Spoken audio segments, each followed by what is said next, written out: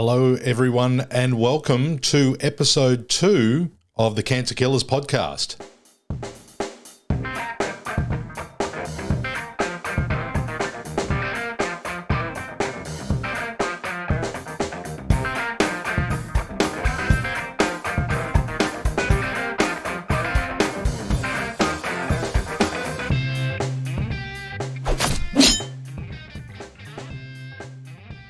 Right from the get-go, I wanted to thank everyone who stopped by on the first episode. Check that out. It was, I know that it was a little bit messy, a little bit off the cuff, but that's what happens when you take imperfect action. And there's an important thing with imperfect action, because what that means is that you're not waiting for things to be perfect.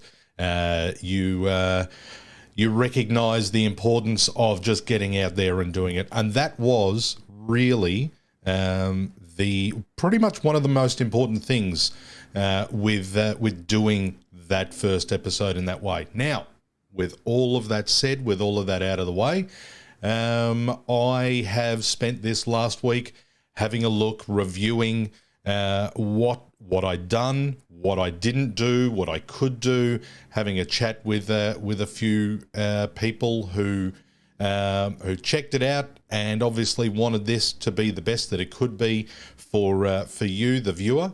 And so I've done a fair bit of work behind the scenes to sort out an actual format. I was going to say, so I've got show notes already. So first thing, oh my God, I've got some show notes, and they're just sitting right beneath that camera right there.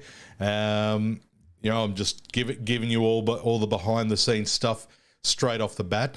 So we're actually having a format, which is pretty crazy. It's I know that with my conversations, there could be a bunch of tangents here and there, wherever the mind goes. And if you watch the first one, like I've said to others, if you know me, then you can kind of follow the way that my mind works, and then you know that I'll always come back to the point that I was working on right from the outset. But for the new people, the people that don't know me from a bar of soap, I can understand and appreciate how challenging it might be to kind of follow me around and just go, where the hell is this guy going with this? Like it, yeah. And so with all of that said, we're looking forward to having more pointed conversations. There's obviously, with a format now, there's going to be a hell of a lot better direction with this. And what that's going to mean is there's going to be more value for you in less time. We're not going to do a Joe Rogan experience thing where he does 3 hours and, hey, best in the biz. He can do that. This is a different thing. I'm not looking to emulate Joe. I'm looking to do what I think, at least at this point, and of course we'll have feedback as time moves on. I'm doing what I think, at least at this point, will serve you the most.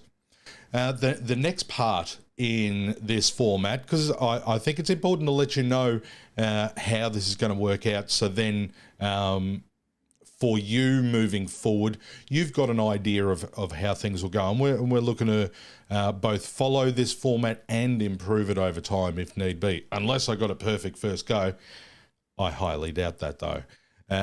So the next thing is we're going to do it in sections, with one section obviously leading on to the next. So I'm not exactly sure how long each section will go for, but it'll probably be 10, 15 minutes or thereabouts, and then you'll get yourself the opportunity to have a bit of a break, because remember last time where I had a bit of a drinks break.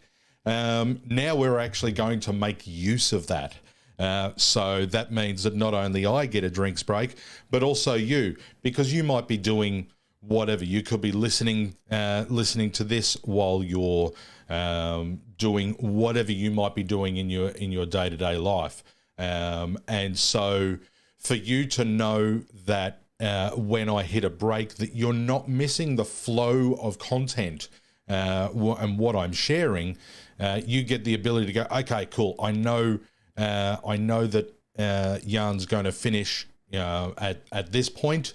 And you'll be able to see it. For those on YouTube, you'll actually see it'll be a little red bar at the bottom that'll be chapterized, and so you'll be able to understand which bit is at which point, and you can work things around from there. So there will be YouTube chapters. As far as audio only with Spotify and Apple and all those podcasts, I don't think you can chapterize it. I'm not sure. If you can, I will. If you can't, soz.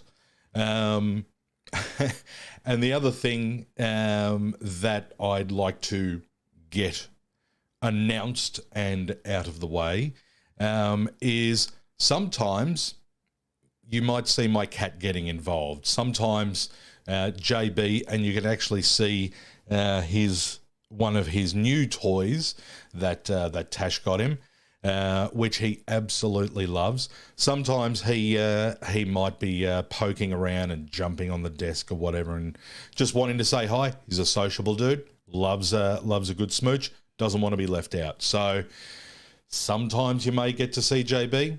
At the moment, he's hiding just next to that light over there. Is where his bed is. So yeah, that's kind of where things are at. What do we got? What have I written here? I might as well be open about this. I've already said I've got show notes, right? I have a content plan that's going to build on everything as we go along. Brilliant. Yep, cool. So last night I sat down and I wanted to know what the pathway is. What do I have to talk about? Firstly, I don't want to be babbling here. I don't want to be boring the shit out of you. Hopefully I haven't done that yet. In fact, hopefully I don't do that ever. And so I wanted to know, all right, what are we looking at? What do I have to talk about? And where are we going? So I've created a content plan that obviously works with that format. And every podcast episode that I do will be independent. So it's not reliant like a series that, you have to see the previous one to understand this one. That's not going to be the case. That said, they will be put together. When you put them together, it will create a stronger picture, if that makes sense. So you could watch, say, episode 3 and get value out of that without having to watch episode 2 or episode 1. But if you did watch episode 1 and then episode 2 and episode 3, it's going to create a stronger picture for you. I trust that makes sense. So at this stage, with that content plan, with everything that I want to share, and this is just based on my experience thus far, we've got about a year's worth of content where and I haven't even fully gone through absolutely everything. I've got about halfway through everything that I've gone through in detail in creating that plan. And so I've got the second half to go through, and I'm going to really nut that down like crazy to make sure that I've got something that I can share with you. More importantly, like I said before, more value in less time, and we're really going to really focus in on that. Finally got the words out. Go me!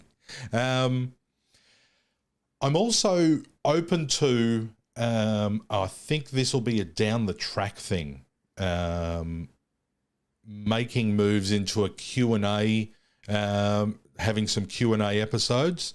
I think there'll be points where I'll be taking inspiration from what you guys ask.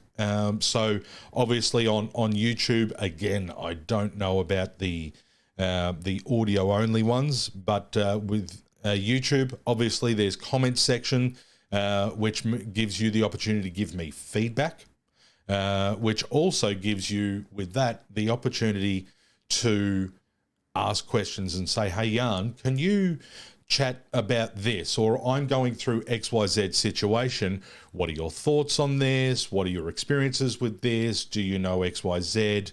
Can you help? So I think Q&A is going to definitely play its part in this.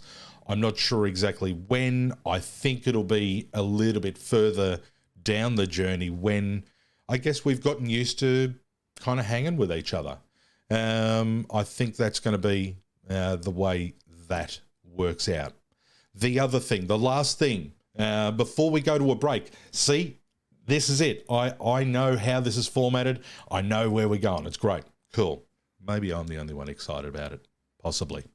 When we talk about YouTube and any of those platforms, thank you, words.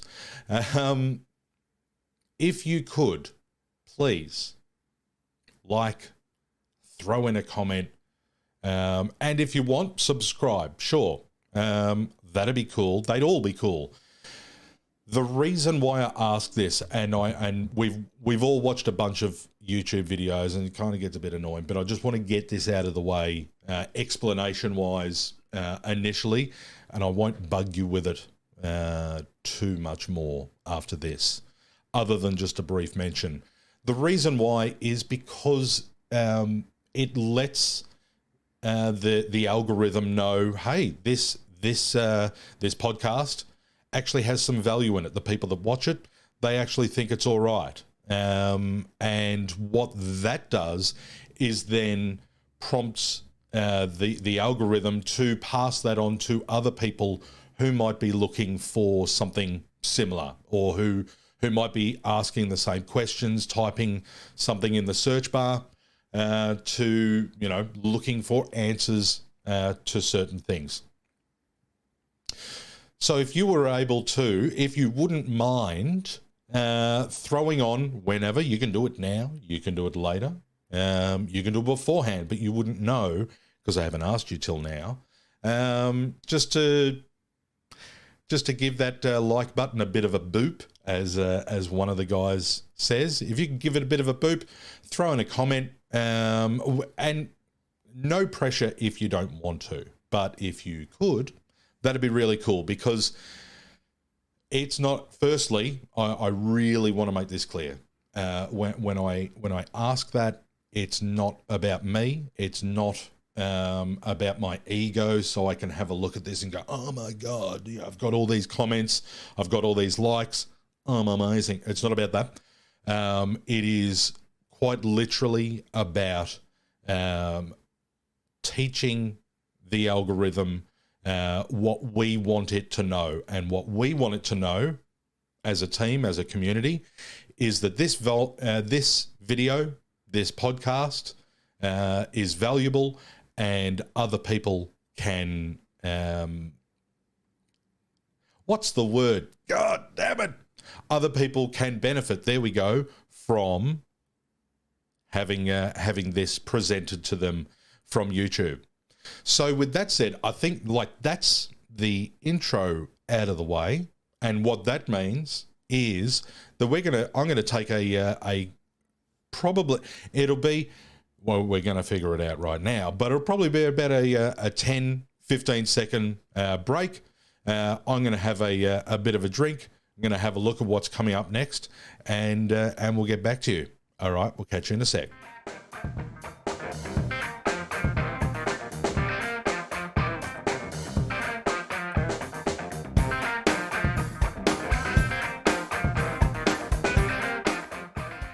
Okie dokie, so we are back from the break, and you'll notice, because I didn't until I had a break, got a message on my phone and had to fix all that up. You'll notice screen's on now.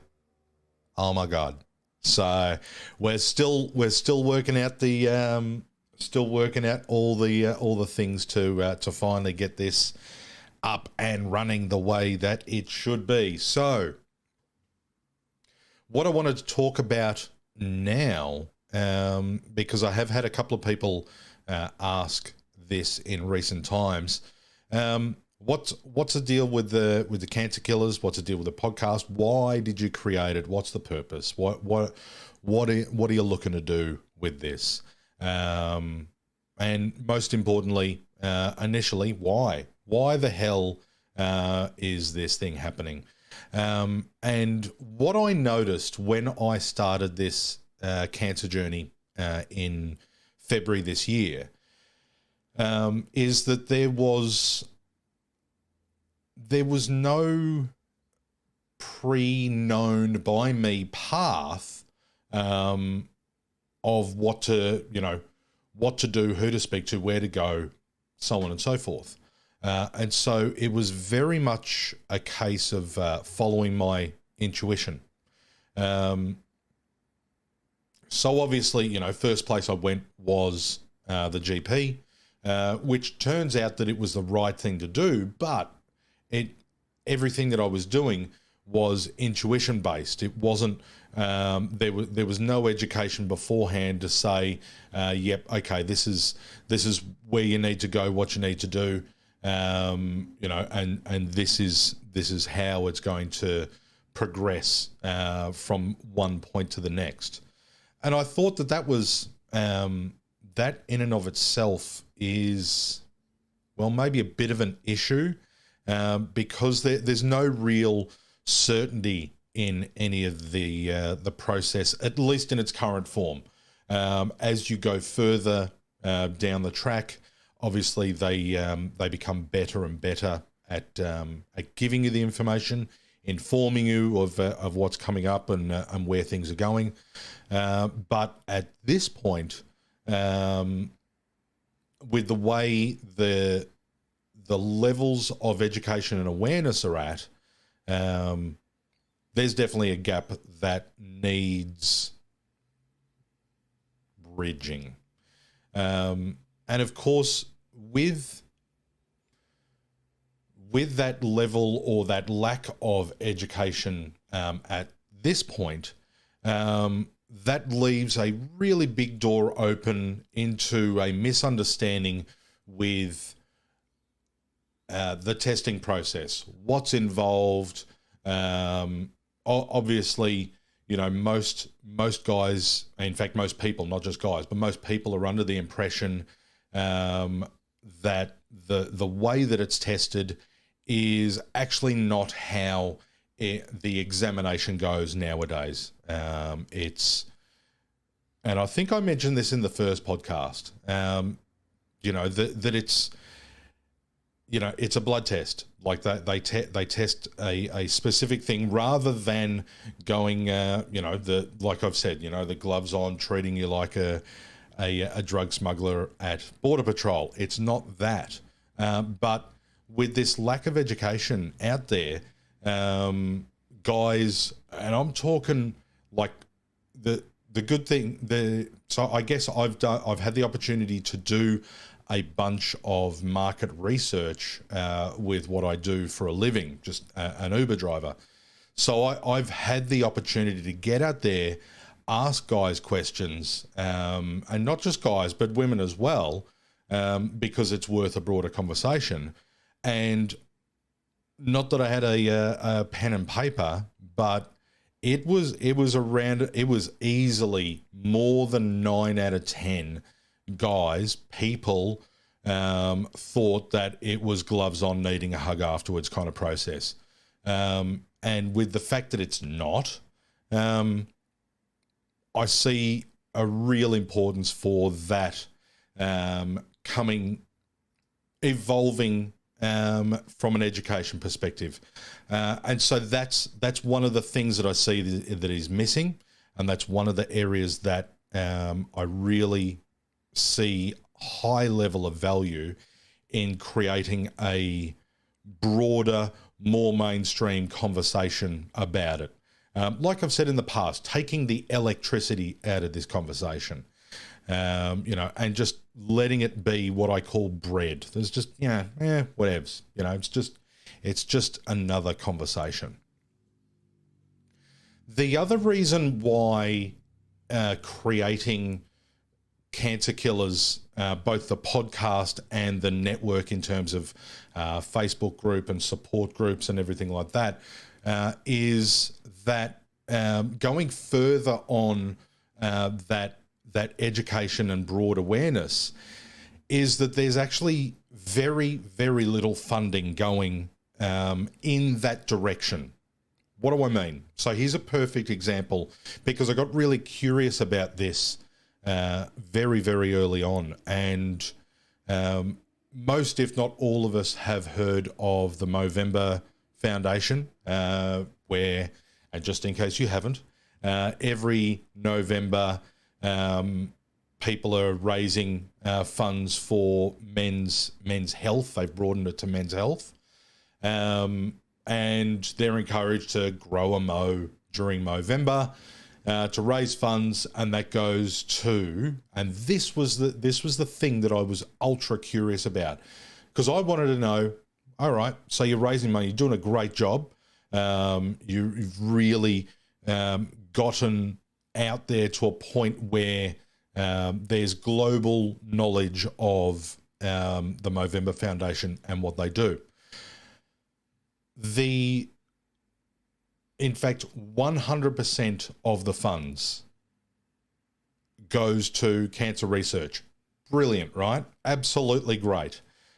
But what shocked me, and what I thought was actually as important, is that 0%, no money, went to education. None of it. Now, why is this important? The reason why I see this is important is because it goes back to the whole mantra of early detection. Obviously, means that it's quicker and easier for if it's something that is diagnosed with someone, any of the cancers. Early detection means easier to be able to cure, to go through the process, whether it's a less invasive chemo, whether it's less invasive surgery. The earlier that we get onto it, early detection is, we all know that that's going to help the process. And so it was very, very clear to me that with more education, that creates a greater willingness for guys to go to their GP because they are aware of XYZ symptoms, whatever they might be experiencing relating to whatever ailment that they've got. So while Movember does a great job, certainly never going to bag them out, not in a million years. You can't make me, don't try. There was a gap there.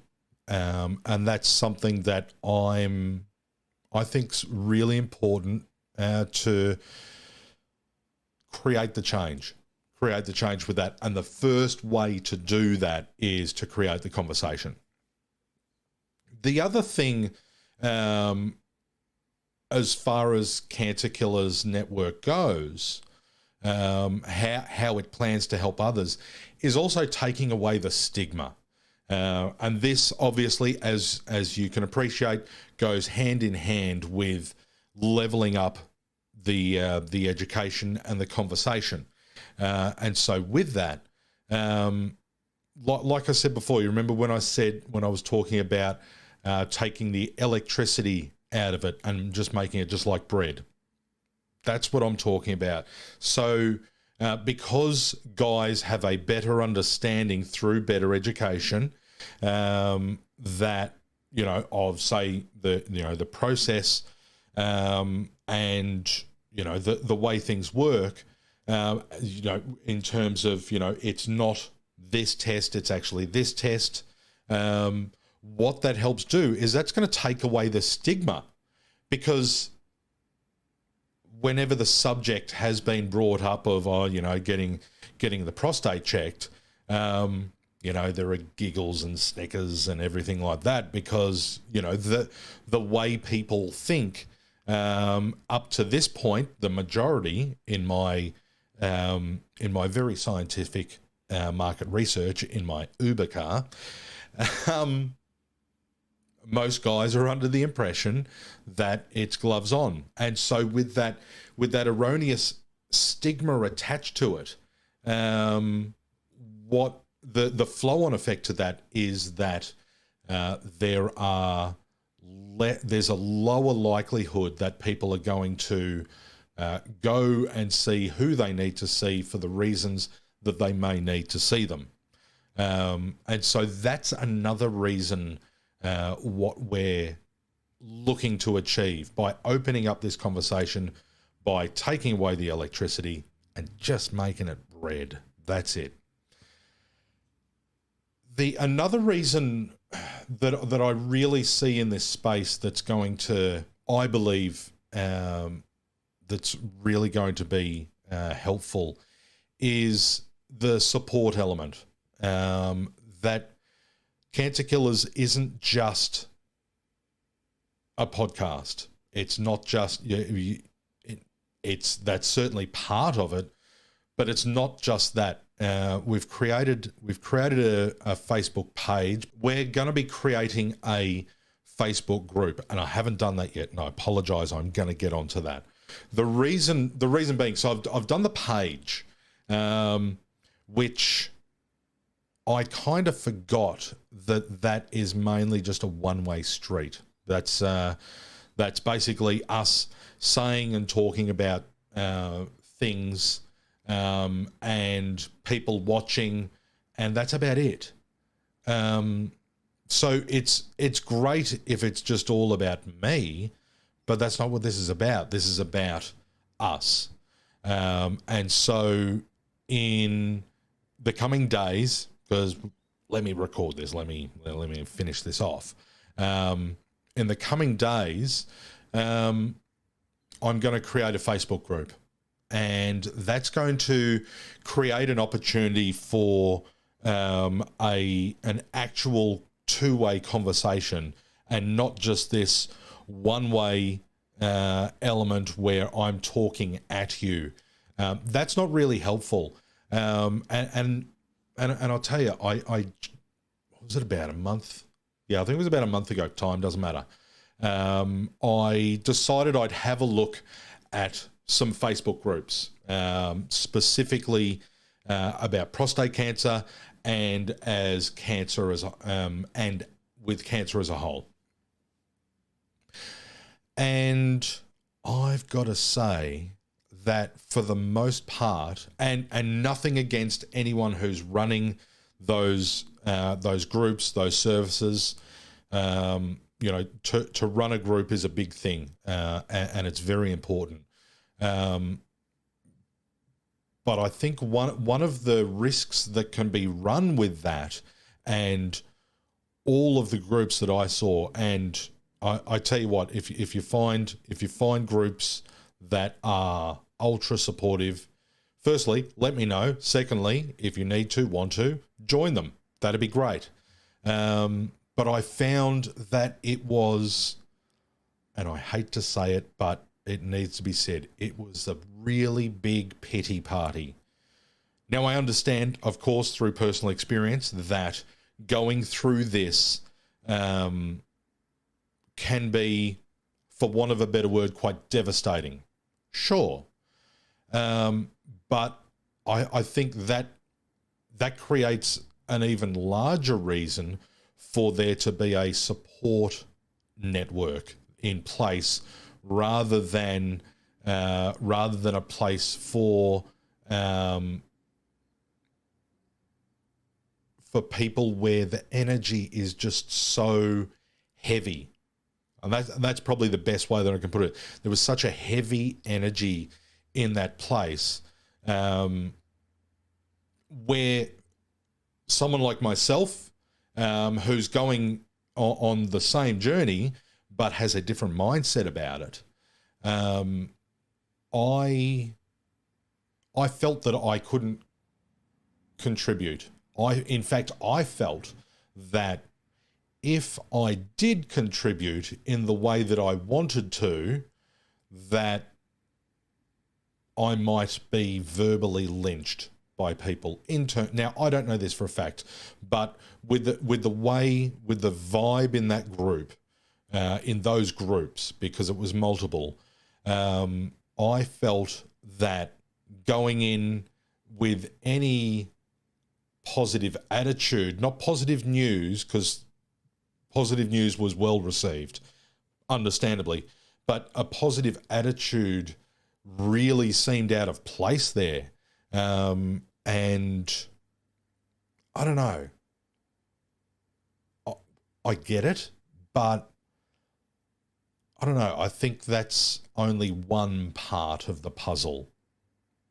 Because, you know, when you do get diagnosed, of course, there's going to be that heavy moment early on. And I think the mission should be to get through that heavy moment as quickly as possible and get to a place where you can take action. Now, I didn't feel in that environment that I didn't feel I didn't feel inspired that this was an action-taking group. It was, again, for want of a better phrase, it was, and I feel terrible saying this, but it felt like a pity party. And I just think that we can do better. And when I say we, I mean you and me and all of us. I just think we can do better. And that leads me on to the last reason why I think that that Cancer Killers is really important, the Cancer Killers Network is really important, is because it's just creating a conversation in a completely different way. It's not dry, it's not depressing. It's, I think, the most important thing, which is it's life-focused, that it's an acknowledgement of what's happening here and now and in the moment, but it's life-focused, which means that we're moving forward, that we're taking the actions that we need to take, and we're moving forward. I just think that's really important. Like I said, you know, based on you know, the example with the other Facebook groups, again, not ragging on any of them. I get it. It's a challenging job to be able to guide people into that place on a consistent basis. But I think there's real value in doing that, and I just want to be life focused. I think there's greater value in that. And so, you know, when you put all that together, you know, there's an element of education. There's an element of motivation when I talk about life, you know, being life focused. But then also that last element, and if you have a look at the intro again, you'll actually see these words are there, because these are the pillars, or what I see as the pillars for the Cancer Killers Network, and that is education, and that is motivation, and moving towards eradication. Now, when I say eradication, because I was asked, Tash asked me about this. She's like, "You're not curing cancer." She didn't say it that way. She's like, "You can't cure cancer by, you know, positive thinking and everything like that." And I'm like, "You're right. You're absolutely right." But when we create the right environment for people to be in, that gives them a greater strength for themselves to actually move towards their own personal eradication of cancer in their lives. So those are the three pillars that I'm looking to work with the Cancer Killer Network: education, motivation, and eradication. Yes, I know. I did a little bit of work to kind of figure out, what kind of Asian words I could get, and they were the best. But I don't know. Pretty happy with them. Tell me your thoughts. Let me know. Let me know in the comments down below. That's what they say, right? Hey, I just did my first YouTubeism. So with that said, we are going to take another break. I'm going to have a quick drink, and then we're going to go into the last section of the podcast. And I hope you're enjoying the new format, just seeing how we go. All right, we'll catch you in a sec.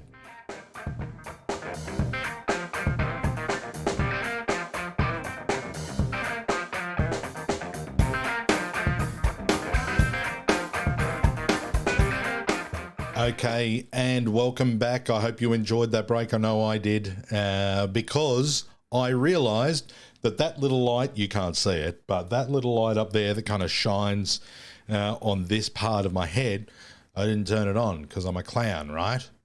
So I've now got the TV on from the first break. I've now got that light on.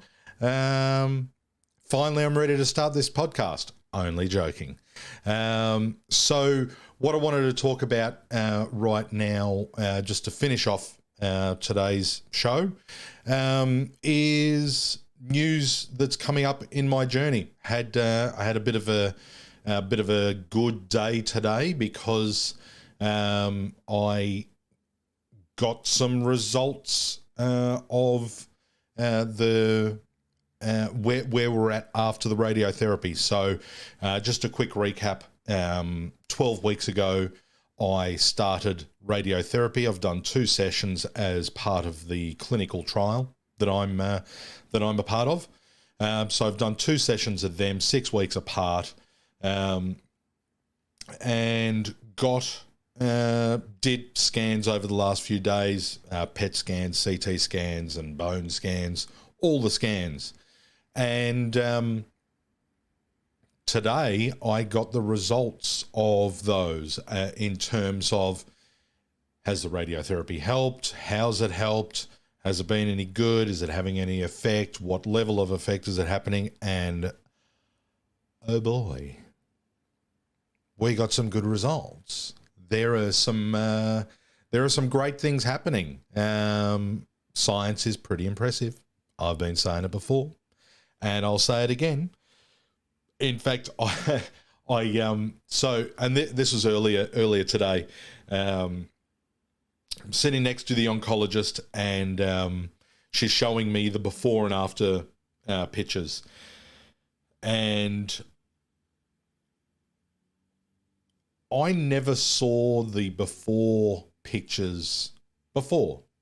They showed me. Initially, they showed me, during the diagnosis, they showed me exactly where the cancer had originated, where it had spread to, and it was pretty colourful. Turns out, when it comes to that, colours equal bad. So I had a bit of bad. And, it was in a few sites, but, that's all part of it. The scan they showed me today, and I think this is a CT scan, and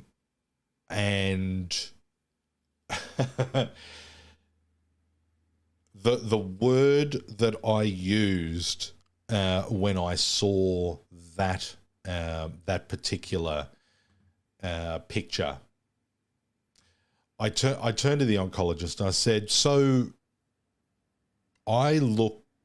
And this was the before photo image that I was looking at. And I said, so what you're telling me is that beforehand I was completely riddled with this stuff. And now I'm kind of okay. I was absolutely riddled with it. This was black stuff. Not actual black stuff. It just looked that way on the image. And it was everywhere, lymph nodes and traveling all through the body and everything like that. And then you look at the scan from yesterday. Lovely. Yeah, okay, there's still some work to do. But it ain't traveling through my body anywhere near as much as what it was, which is great. PSA levels, which had topped out, and I think I mentioned this in the first video, first podcast, they were 897. We're down to 11.8. So, hey, we got some good news, which is great. A cancer killer. What are you going to do? All right, that's what this T-shirt's all about. Let's have a quick look at this. See, we got the Space Invaders, right? And he's a cancer killer. He doesn't care about him. He's into it, and that's me. Turns out I'm well on the road to being a cancer killer, and that's pretty exciting. So, chemo starts tomorrow. That's I wouldn't say that's exciting, but I'm not worried or afraid about it. I've set myself up with the knowledge, or at least with the expectation, that it's going to be much tougher than what it was to go through radiotherapy. Going through radio was, at least for me, really easy. And I've spoken with others and they've said, yeah, no, radiotherapy wasn't too bad for me either. So maybe radiotherapy across the board is easier, not sure. But it was for me. I hope if you go through it, it is for you too. But chemo, and I've been saying this for months now, that I expect it to be more challenging, and that's okay. Because the reason why I say that is so then I don't give myself any false expectations, and that if and when it is challenging, then I go, well, okay, I expected this. That's okay. All right. The other part of that is if it's not as challenging as I expected it to be, I go, all right, well, that was easier than I thought. Now, I don't know. I don't know if where it's going to land because I haven't done it before. So we'll find out. I'll keep you guys updated as to how I'm going. And yeah, like that's where that will go. As far as what I expect, it's I expect that I'm going to be bed bound for a couple of days, not feeling too crash hot, but that's part of the process. That is, I'm how do I put it? I'm ready to drink the poison. I know that it's not going to be fun, but I also know it's going to be necessary. So it's no use me kicking and screaming about it. I'm just going to get into it, right? Which also means that I'm well aware that the old hair's going to go, and so with that, I've decided that I'm going to take control of that. In terms, what do I mean? So I don't lose hair. I never have. So as soon as I notice 2, 3, or 4 strands going, or a little bit going, we are going to pull out the clippers and we're going to video it. We're going to get the lights and everything like that, and we are going to shave this bad boy off. As much as I dig my hair because I'm a vain clown, I don't want cancer to think that it's ever going to be the boss here. And so for me, I'm going to shave this bad boy off. Not only shave, might even do a bit of a polish. Who knows? We'll see how we go. But that's the way I'm going to approach this next week. So tomorrow is the first part of chemo. We'll see how we go. I'll probably be out of sorts for a couple of days. If you could, you know what would be really appreciated, if you, I was going to say something tacky, because the clown in me does that, right? He goes, if you could, just like, comment, and subscribe, that'd really show me some support with that. I'm not going to be that tacky. If you do, you do. You don't, you don't. It's all good. But I would like to hear from you, is actually what I was going to say. It'd be great. It'd be great to get your messages of support. And for those that are going through the journey themselves, I would like to throw my support to you as well. So if you're going through it, or if you're, you've got a chemo session, that you're staring down the barrel of it, let me know. I'll throw support your way. I'll be probably in my bed anyway, and I can message you back, because that's what this is all about. So yeah, look, that's the path ahead. That's tomorrow. With that said, I think that's it for today. I think we're gonna cut it off at that point, because I'm not going to go on forever.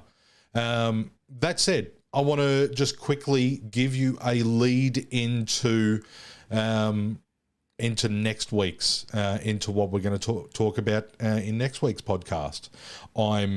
Whether I'm feeling great and as energized as I am now, or under the weather, still going to do it. That is my promise to you. That I'm committed to that. And next week, what we're going to do is we're going to dive a little bit deeper into what the tests are, the myths behind the tests, and we're going to talk about one of the biggest mistakes that men make when it comes to this. That's it for today. Thanks for joining me. Thanks for tuning in, and I look forward to catching you next week.